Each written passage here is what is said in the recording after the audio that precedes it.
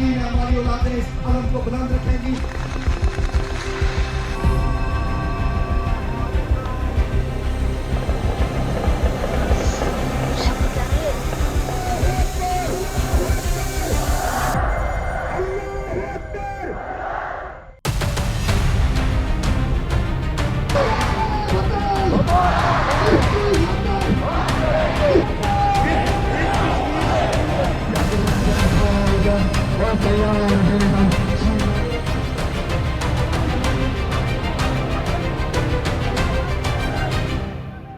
Pakistan-occupied Kashmir is in the throes of a major upheaval and is witnessing its biggest protest in years. In Rawalakot, protests demanding economic and governance reforms have continued, despite a brutal crackdown for more than 40 days. 14th of July turned out to be one of the deadliest days when 9 people were killed in clashes between security forces and supporters of the banned protest group, the Joint Awami Action Committee or JAAC.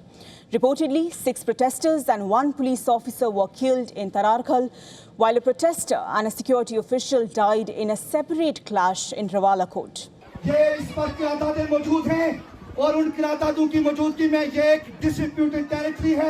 ये एक मुतनाज़ा इलाका है, लेकिन ये मुतनाज़ा नहीं है, ये मकबूजा इलाका है, ये मकबूजा इलाका, इस पर कब्जा है। Islamabad's position over the occupied territory is being openly questioned, and the clamour for closer ties with India is increasing by the day. On the 15th of July, violent clashes broke out during a long march to Muzaffarabad called by the JAC, in which at least 10 people were killed and over 50 civilians were injured. There is no doubt that this is one of the most defining moments of the Pakistan-occupied Kashmir.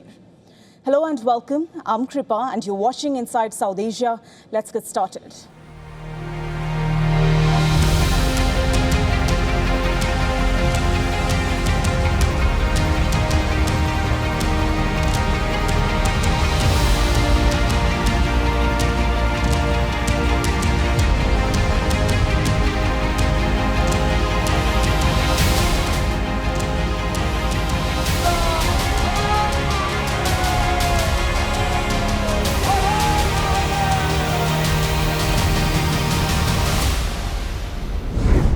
Bangladesh is battling one of its worst monsoon spells this season.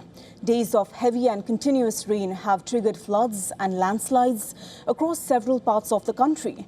At least 54 people have died in monsoon-related incidents, while more than 1 million people have been affected and thousands displaced. With more rain expected in the days ahead, fears are growing that flooding could worsen and rescue operations may become even more difficult. Our next report tells you more.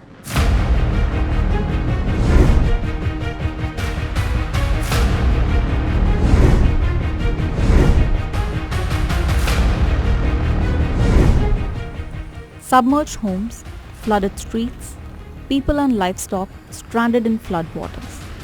This is the grim reality across many parts of Bangladesh after days of relentless rain. Where people once walked, now waist-high water moves in slow currents. Makeshift boats and improvised rafts bob past doorways as the floodwaters creep up to the corrugated roofs of tin houses, leaving families stranded. It has been 4 days since we were marooned, and our homes are submerged. My furniture and properties, worth around 30,000 taka, have been damaged. Today, I returned home after 3 days. My friends and neighbors, we are helping each other to clean up and salvage. We have been semi-starving for the last couple of days. The situation is very bad. We would appreciate any help from outside.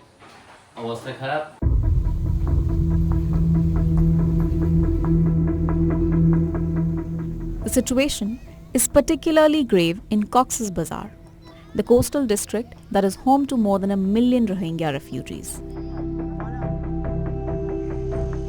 The camps, among the largest in the world, are made up of densely packed shelters built largely on unstable hillsides. Every year during monsoon season, these communities are left to confront the combined threat of floods, landslides and waterborne diseases.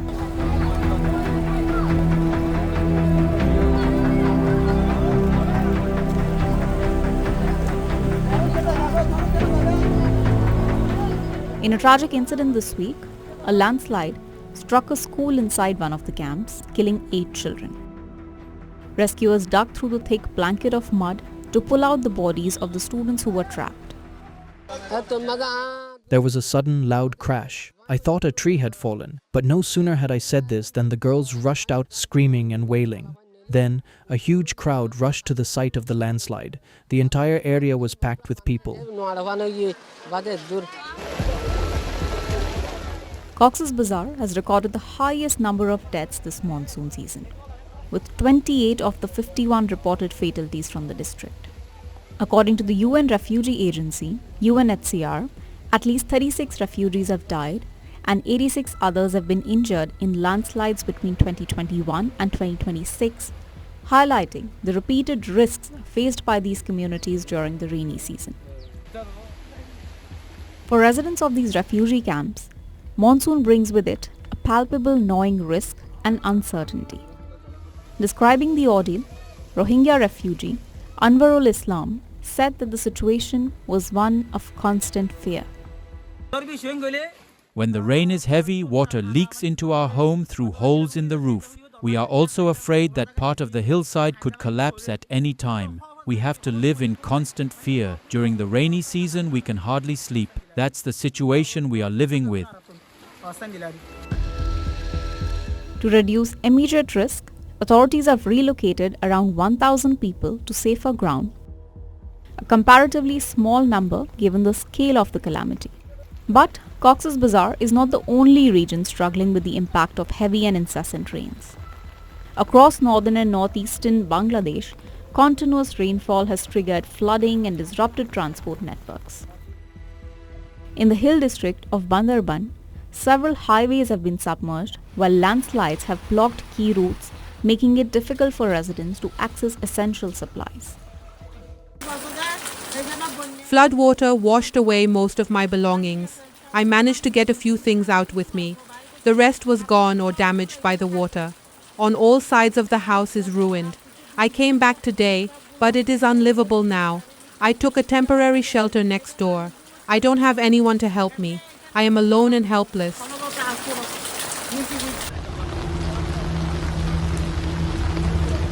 Even the capital, Dhaka, has not been spared. Heavy rainfall has flooded several parts of the city, disrupting traffic and bringing daily life to a grinding halt. Hospitals and emergency services in the city have reported a spike in patients with injuries and waterborne illnesses, while public transport system struggles to keep running.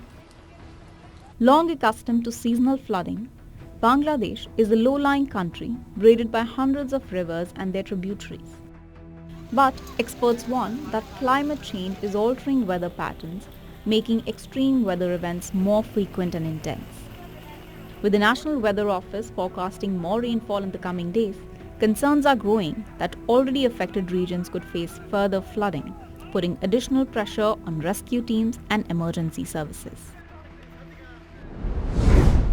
The city of Herat is one of Afghanistan's largest and its western commercial hub. Up until recently, the female shoppers dominated the customer base of the normally bustling markets in the city.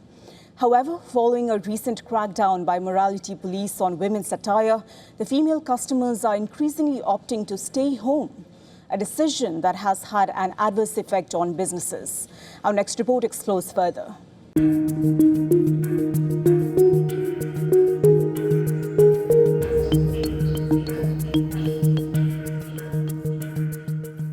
The western city of Herat was once renowned as Afghanistan's cultural capital, where female university students outnumbered men before the Taliban government returned to power in August 2021.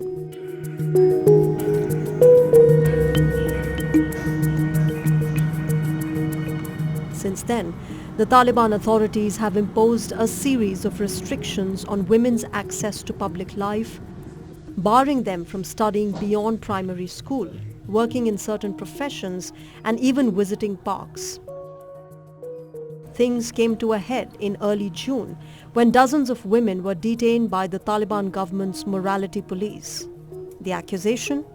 An oft-repeated one of violating official dress codes by not wearing the body cloaking chadar or burqa.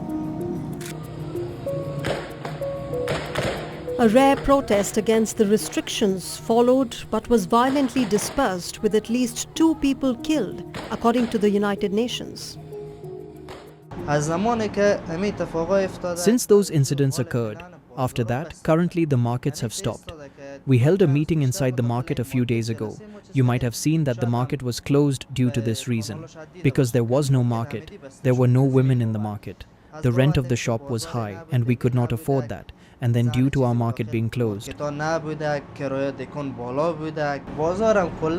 market revolves around women. If there is no woman, there is no bazaar.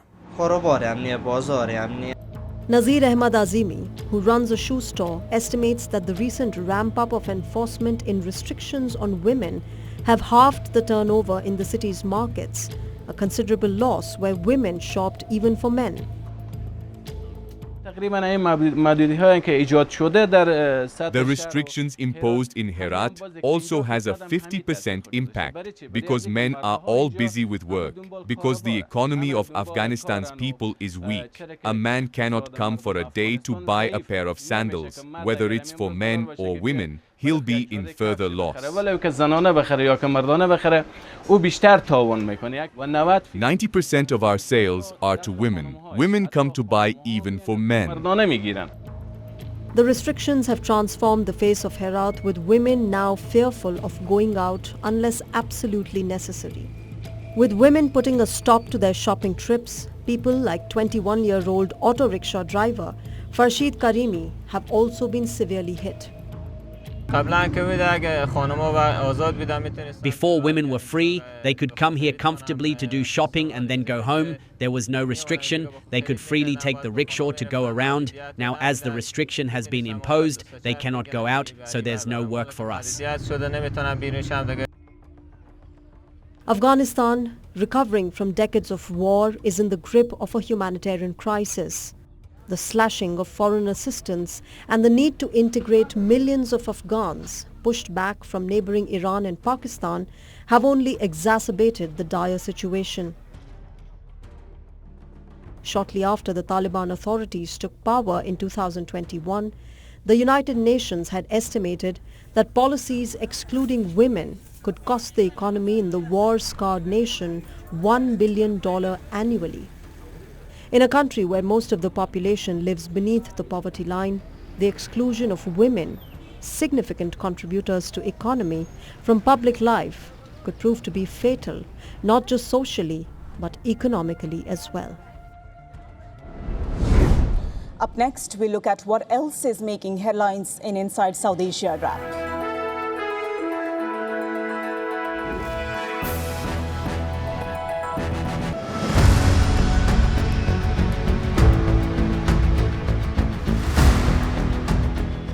On the 14th of July, India lodged a strong protest with Iran over the death of an Indian seafarer and injuries to several others in attacks on commercial ships in the Strait of Hormuz. The Indian Ministry of External Affairs summoned Deputy Chief of Mission of Iran, Mohammad Javed Hosseini, over the attacks and expressed deep concern over the targeting of the UAE-flagged tankers MT Mombasa and MT Al Bahia. On the 13th of July, the 2 oil tankers were struck by Iranian cruise missiles while transiting the Strait of Hormuz. According to India's External Affairs Ministry, the 2 tankers had on board a combined crew of 46 people, including 30 Indian seafarers. Of the 12 Indian nationals aboard MT Al Bahia, 1 lost his life and another was injured. On MT Mombasa, 9 of the 18 Indian crew members sustained injuries, including 2 who were seriously wounded. New Delhi said it was deeply concerned over the attacks, further reiterating that the continuing targeting of commercial shipping in West Asia was deeply worrisome.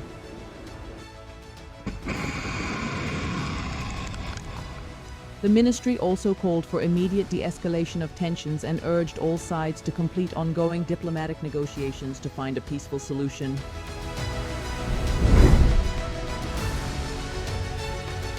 In Sri Lanka, political parties representing Tamil-speaking ethnic minorities have launched a platform to voice shared concerns and push for solutions to long-standing issues affecting the country's minority groups. The alliance brings together 6 political parties representing Tamil and Muslim communities. Noteworthy is the fact that together they account for more than a quarter of Sri Lanka's 22 million population. Addressing a press conference in Colombo on July 13th, the alliance declared that its aim is to foreground the key concerns of Tamil-speaking communities of Sri Lanka. Among the key concerns is the demand for a political solution to the island's national question and ongoing disputes over land rights. The significant move comes as President Anura Kumara Dissanayke's left-wing government faces pressure to fulfill its promises on devolving power to the regions. Bhutan is grappling with a sharp decline in birth rate and a growing exodus of young people looking for opportunities abroad. The tiny Himalayan kingdom is now encouraging families to have more children through a cash incentive scheme. Under the program, families receive $105 every month for their third or subsequent child until the child turns 3. Over the past decade, annual births in Bhutan have dropped by more than a quarter, raising concerns about a shrinking young population. According to the state media, Prime Minister Tshering Tobgay has repeatedly rung the alarm and described the population slump as an existential crisis for the country. On the 14th of July, Nepal jailed 2 former ministers, including a former deputy prime minister and more than a dozen other people for scamming citizens with the false promise of resettling them abroad as refugees. In the early 1990s, more than 100,000 ethnic Nepalis had fled Bhutan following a shift in nationality laws. Many of these were lucky enough to find new homes in the United States, Europe and elsewhere via a third country resettlement program. The scheme ended in 2018 and many unsuspecting Nepalis who missed out on the program were preyed upon in a racket involving senior officials wherein they were promised resettlement as refugees in exchange for large sums of money. The annual Amarnath Yatra has achieved a historic milestone with more than 3 lakh, that's 300,000 devotees performing darshan at the Holy Cave Shrine within the first 12 days of the 57-day pilgrimage, marking the fastest pace in the Yatra's history. Take a look at our next report.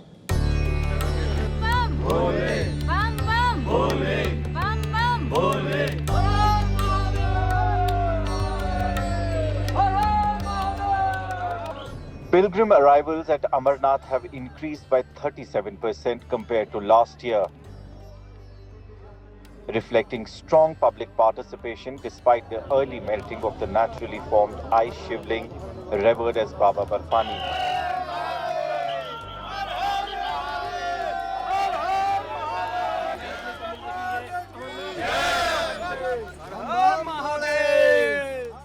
Lieutenant Governor Manoj Sinha described the achievement as a historic new record and credited the coordinated efforts of all stakeholders for making the yatra safe, seamless and memorable for devotees.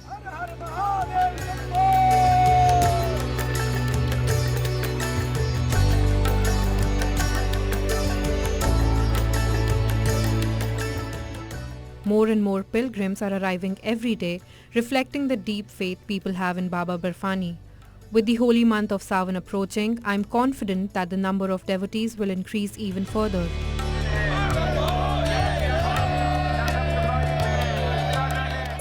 The security arrangements are very good. There isn't a single place where security is lacking. The authorities are taking great care of everything and all the arrangements have been well organized.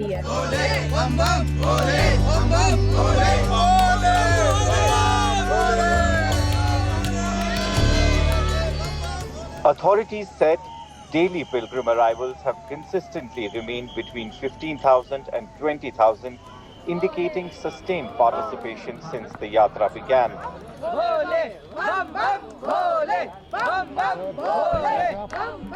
Meanwhile, the 14th batch of the pilgrims, comprising 6,251 devotees, left the Bhagwati Nagar Yatri Niwas in Jammu for the twin base camps of Baltal and Pahalgam.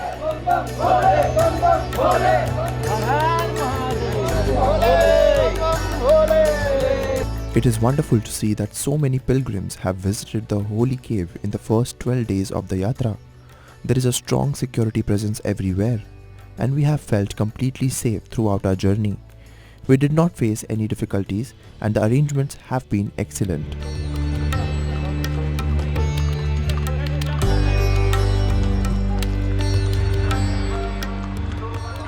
I came from Baltal to Baltal and this is my second time. Arrangements are improving and improving. Last time we find this track interlocking was around 2 kilometers. I think this time is 2 to 4 kilometers is built it by government.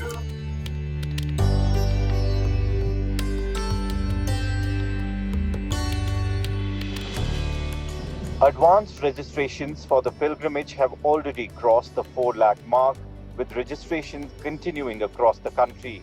Despite challenges posed by weather conditions, melting snow and the rush for on-the-spot and Tatkal registrations, officials remark the pilgrimage has continued without disruption. Amarnath Yatra has achieved a historic milestone with over 3 lakh pilgrims completing the Yatra within the first 12 days of the start of the Amarnath Yatra. The authorities say the numbers would go further up as the pre-registration for the Amarnath Yatra has crossed the 4 lakh mark. Amid three-tier security system, over 100,000 security personnel are guarding the Amarnath route from Jammu to both the base camps and further up till the cave. With video journalist Firoz Idris Lone for WION World this one. On the 11th of July, at least 15 Indian tourists died when a boat carrying them capsized off Vietnam's southern island of Phu Quoc. A couple of days after the tragic accident, the bodies of the victims were brought to India on the 14th of July. Struck with the unforeseen tragedy, the grieving family members arrived at airports in southern Chennai, Hyderabad and Thiruvananthapuram to receive the bodies of their loved ones.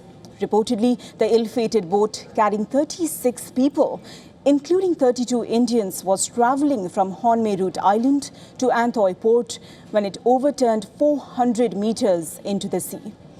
Take a look at these heartbreaking visuals as we leave on a somber note.